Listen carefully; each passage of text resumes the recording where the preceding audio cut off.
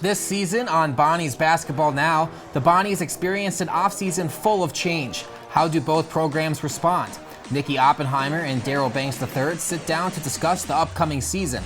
And the crew analyzes the latest Bonnies action and give their final predictions for the Bonnies season openers on Monday. This is BBN.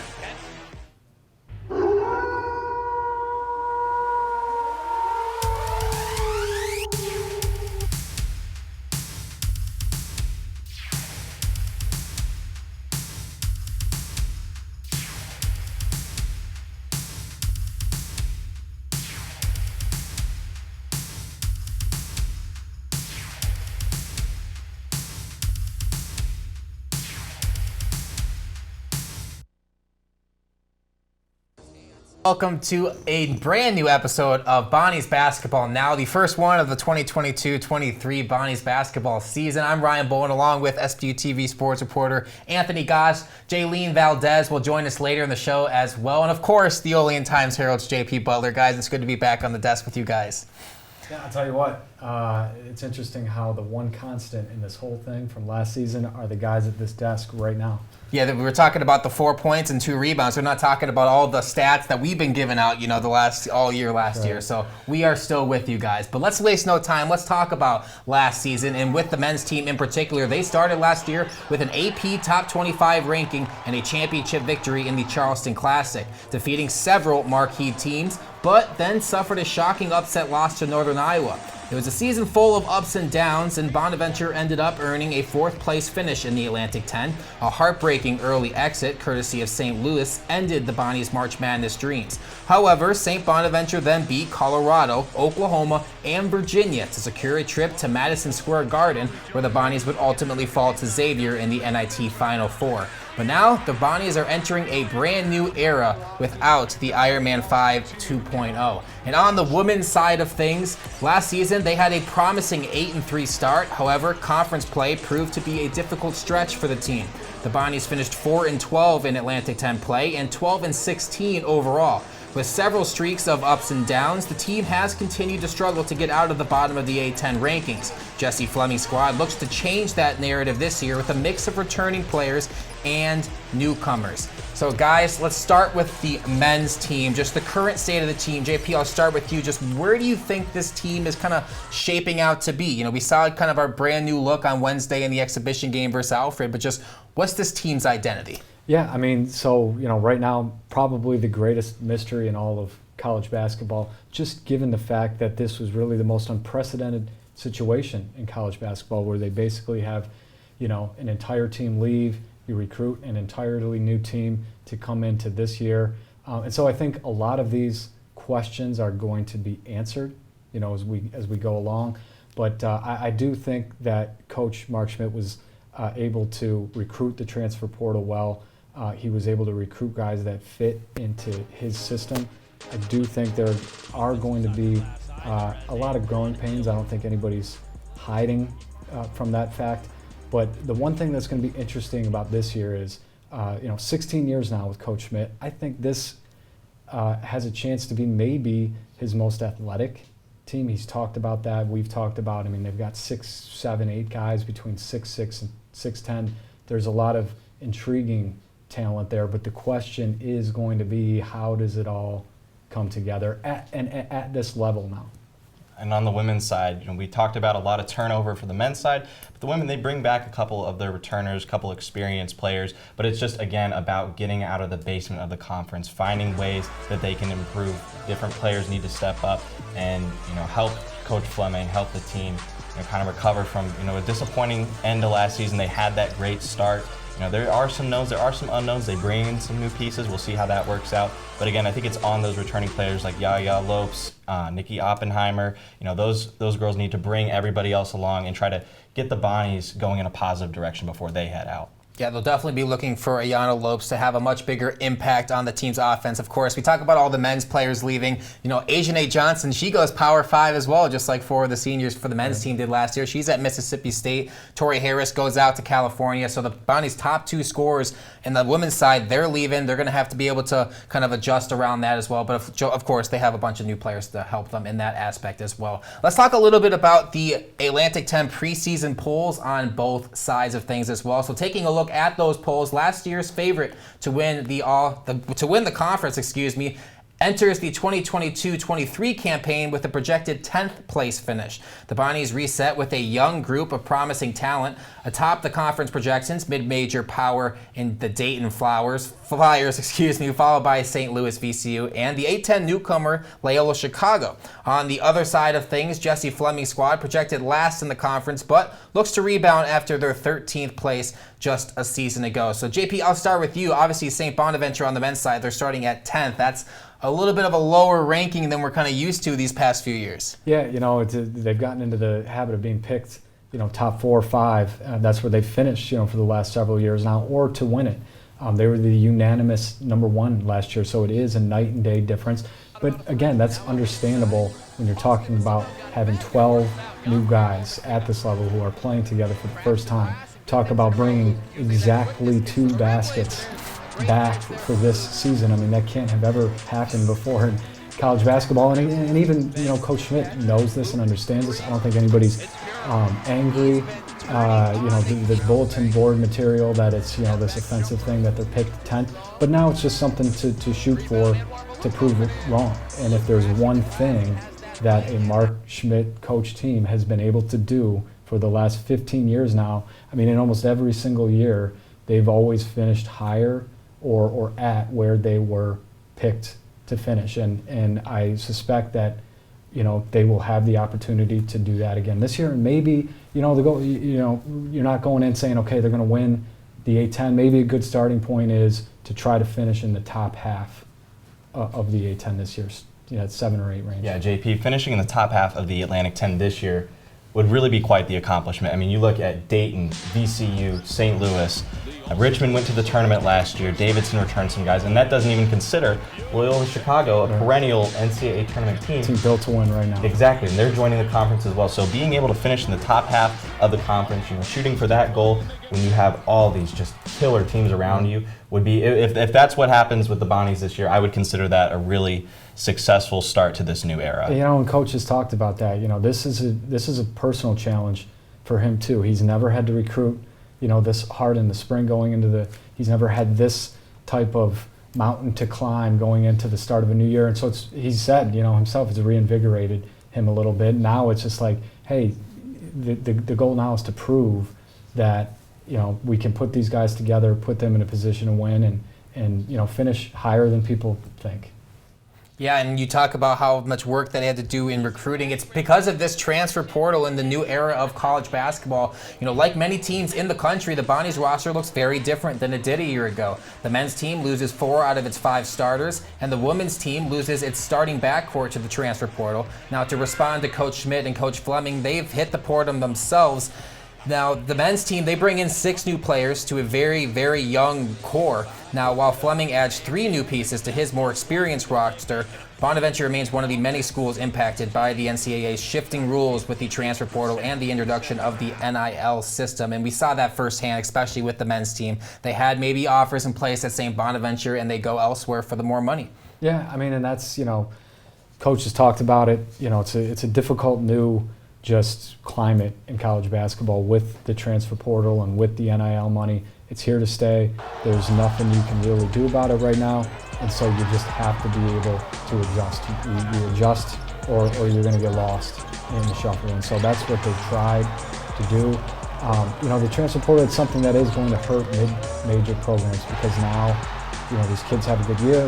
They have the opportunity to elevate, you know, get that money at a Power 5 school. The one hope, the one thing that a program like Bona can do is now just try to use the portal to their advantage. And I think that's what we're going to see more of in the future here is you go to that well and you try to find some players, as Coach has said, that have had success at a lower level, some of these conference rookies of the year that now comprise this team now, and just have that opportunity to get those type of caliber players that you think can now be a good impactful player at this level and sell, playing in the Atlantic 10, having an opportunity to make the tournament, having an opportunity to go pro. I think we're just going to see more of that. Yeah, and they did a good job in the portal. You find Daryl Banks, a guy who had an amazing NCAA tournament performance.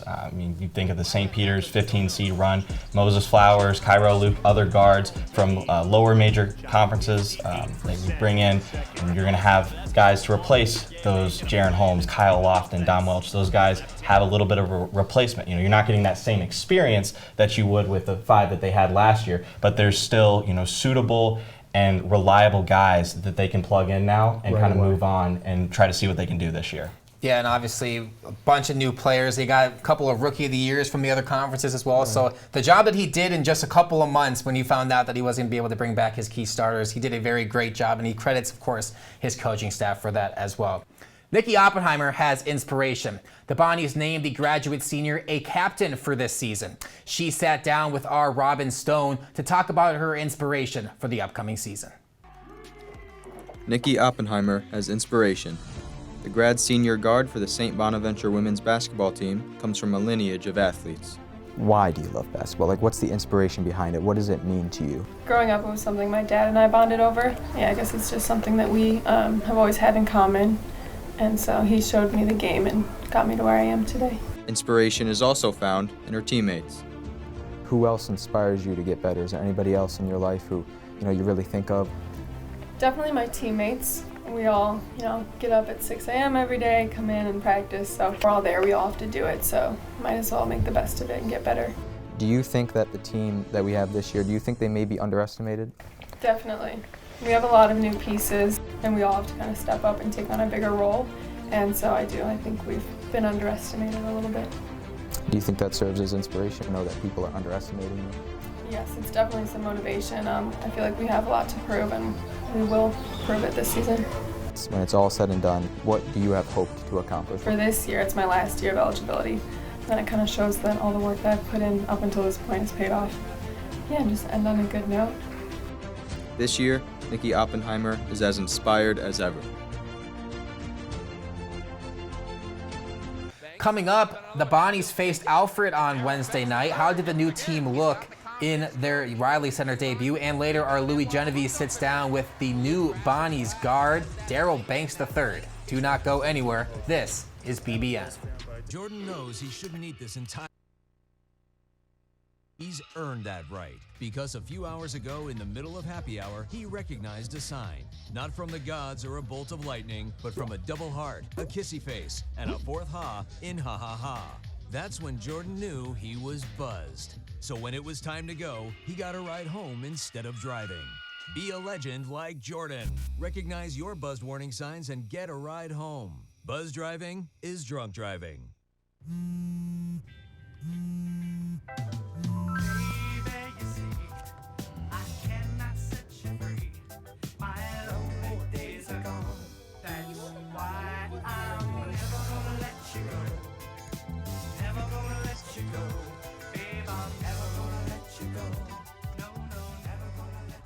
Here you go. Thank you. Thank you.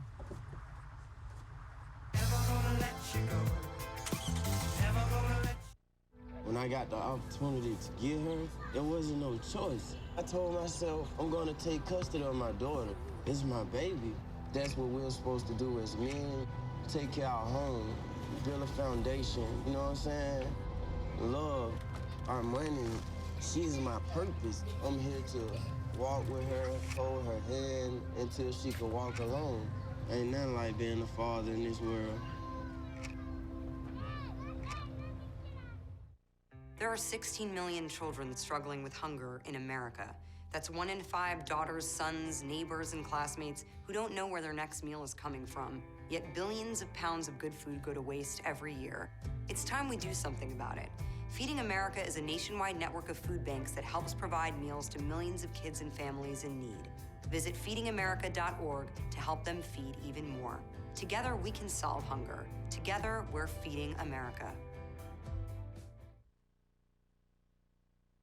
On BBN, our sit-down with Daryl Banks III. He shares his basketball journey before and after his arrival at St. Bonaventure and describes his special relationship with his brother. Stay tuned for his conversation with our Louis Genovese. But first, let's take a look at some highlights from the Bonnies exhibition game against Alfred on Wednesday night. So the Bonnies, they faced Alfred in that exhibition game. They strike early. Jan Farrell with a quick three-pointer, his first basket in the brown and white. Bonnies still leading early, but a scramble off a loose ball ends up in the hands of Kevin Durkin, who responds with his own three-point shot.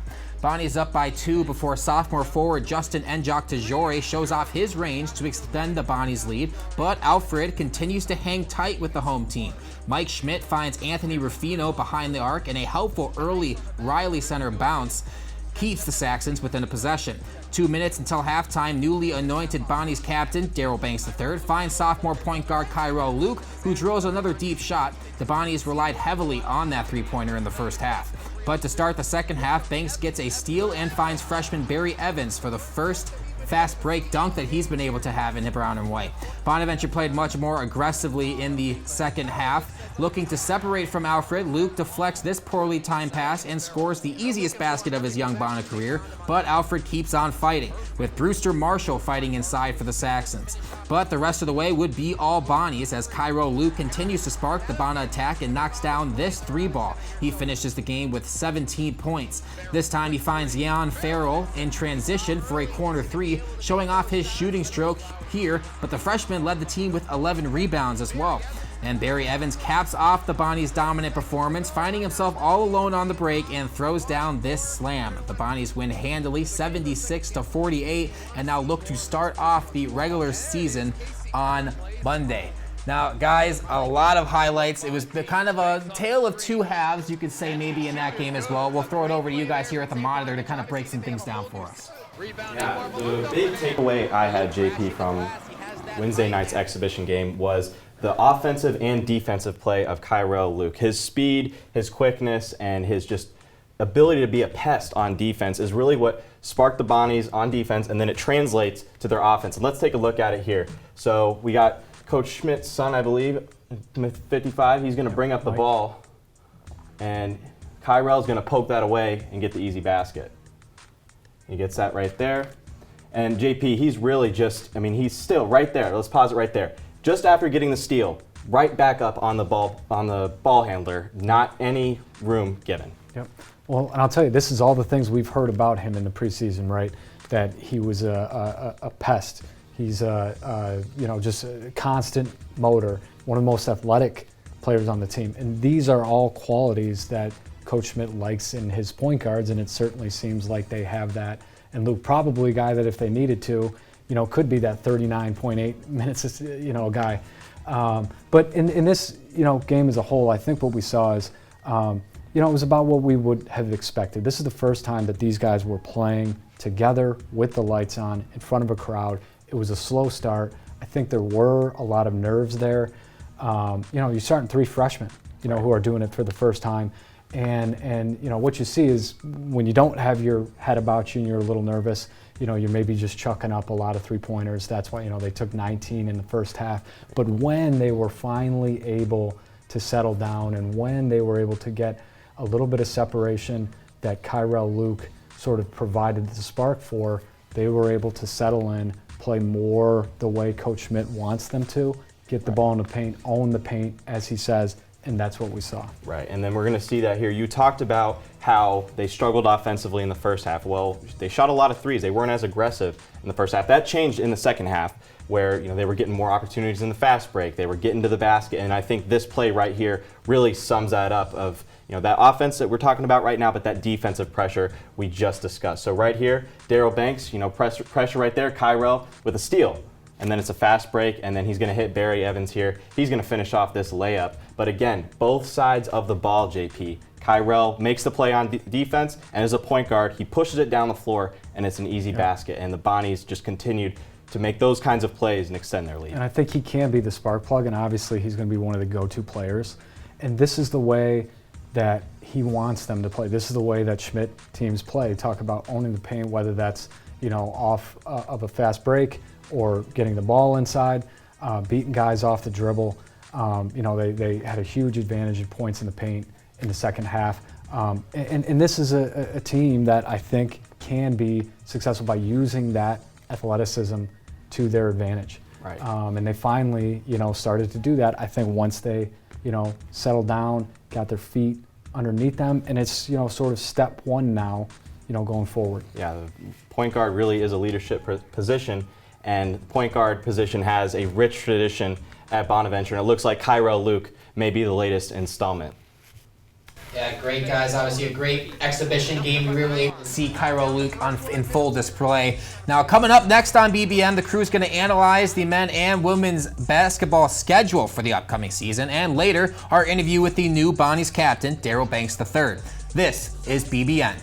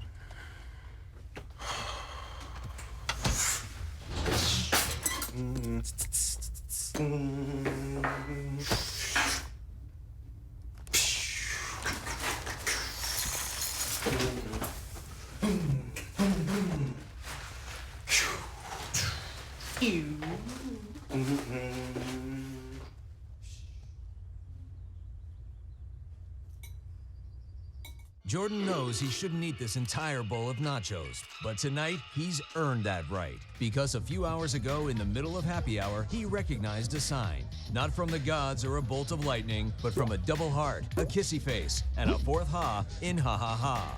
That's when Jordan knew he was buzzed. So when it was time to go, he got a ride home instead of driving. Okay.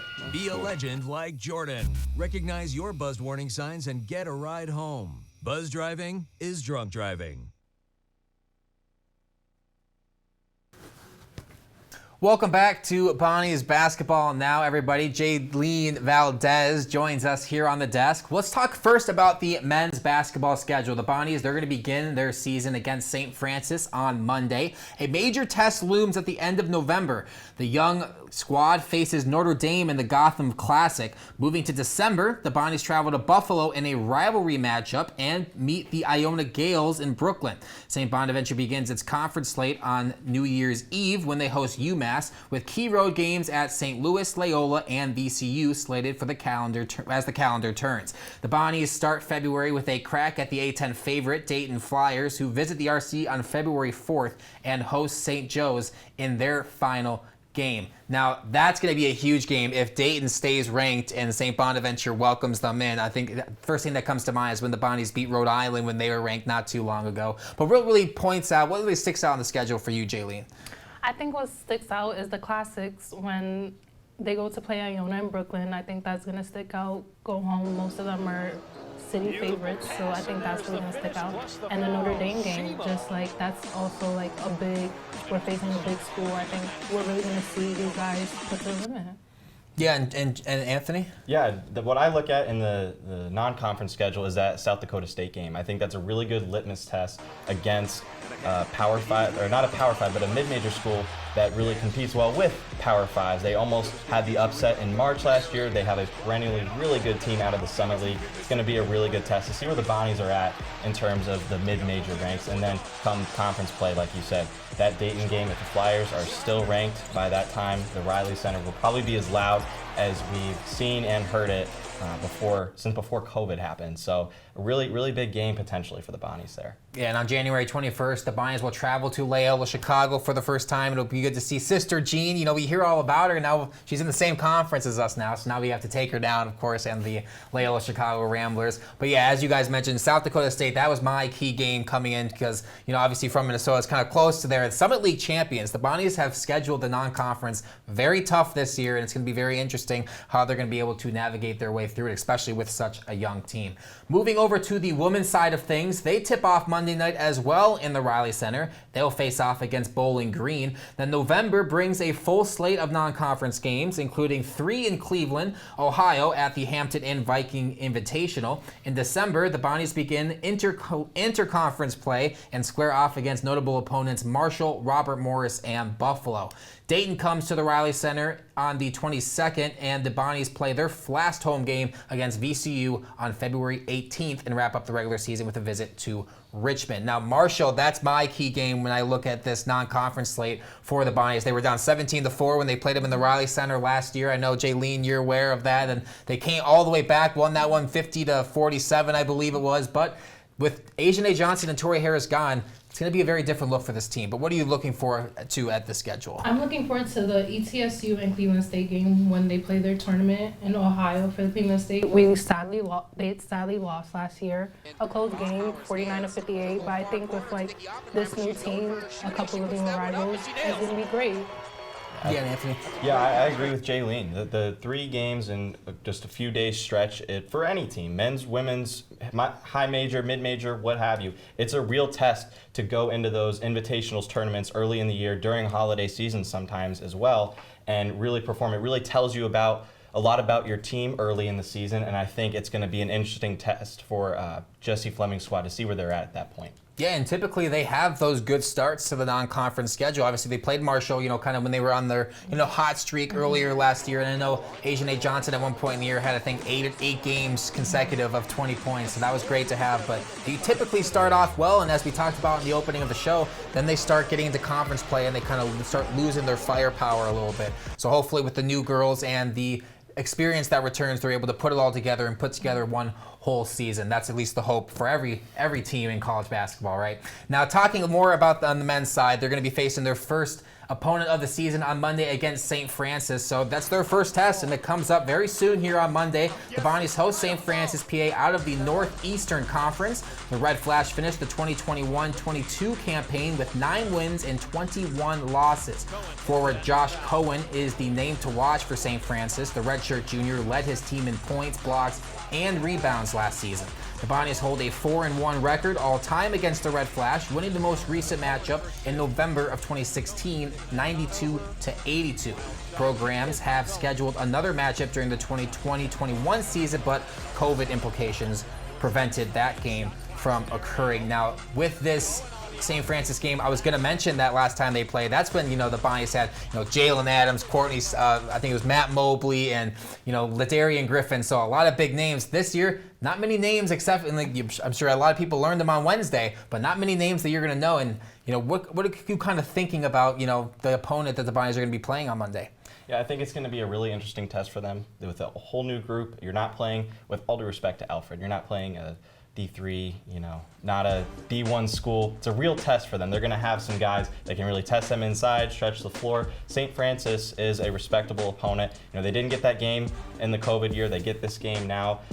But it's interesting to see where they're at, and they get the Riley Center to their advantage. They don't have to travel for their first real game as a team, but you know, a real test and an interesting one. Not extremely difficult. You're not starting with a Notre Dame or a South Dakota State, but it's a reasonable test. I'm excited to see what guys like Darryl Banks, the third, Cairo Luke, and others, what they can bring to the table in the first game. Yeah, and Jaylene, you know, in that game on Wednesday against Alfred State, against Alfred, excuse me, you kind of saw some things that maybe the Bonnies could improve on for Monday. So what kind of did you see that the Bonnies are going to probably want to do a little bit better on Monday to be able to come away with a victory? Yeah, I felt like their defense, there was a lot of backdoor slips, and with like help side defense, there was a lack of communication there, which we understand. This is a whole new team, their first game, even though it was an exhibition.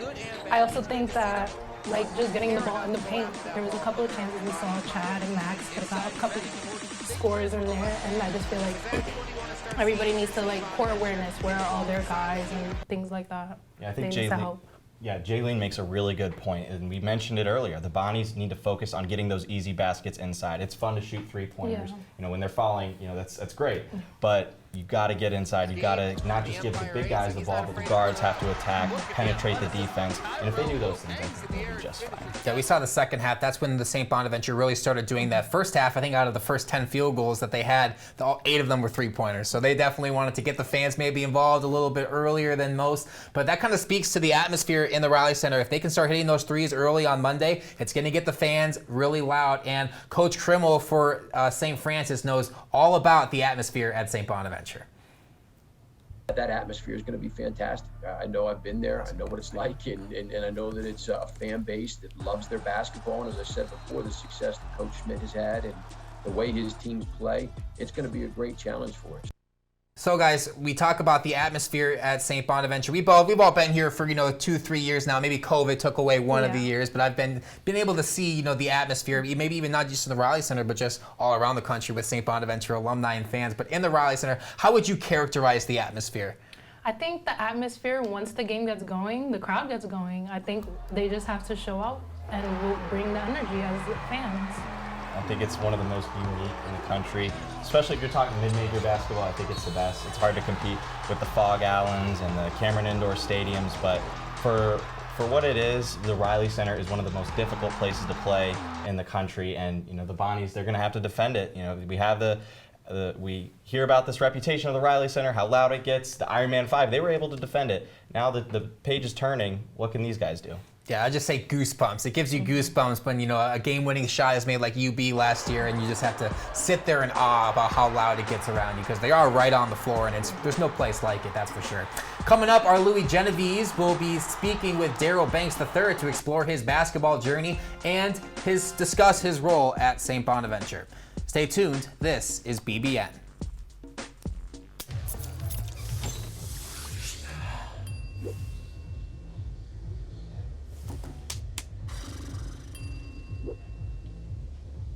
If you need to do something to feel okay to drive, you're not okay to drive. Don't drive buzzed.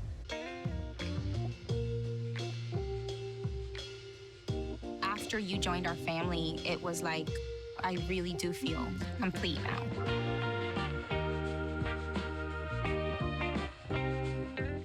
When I was in foster care, I never knew when I would have to move. So I always had my suitcase ready to go. Then one day, I was adopted. My new parents opened their hearts and home to me. My parents cook my favorite breakfast for me every morning. My parents take me on trips I never thought I would go on. They gave me a home and an even better reason to use that suitcase. My parents aren't perfect, but they're perfect for me. Look at that, it's so sad.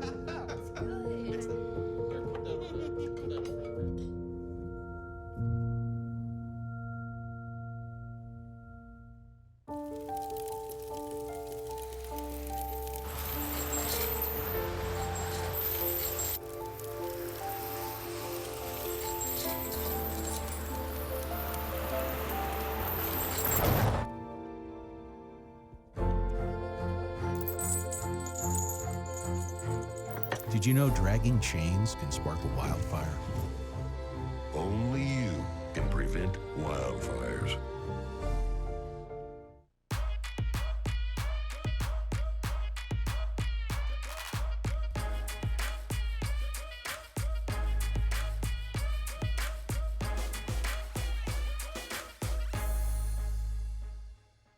The Bonnies named Daryl Banks III team captain, only adding to his impressive basketball resume. Our Louis Genovese spoke to Daryl Banks III to discuss his basketball journey that's led him to St. Bonaventure.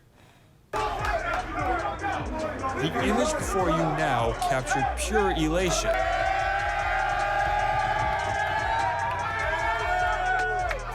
Daryl Banks III scored 27 points against Kentucky, a #2 team in the region, and no one expected them to win that way.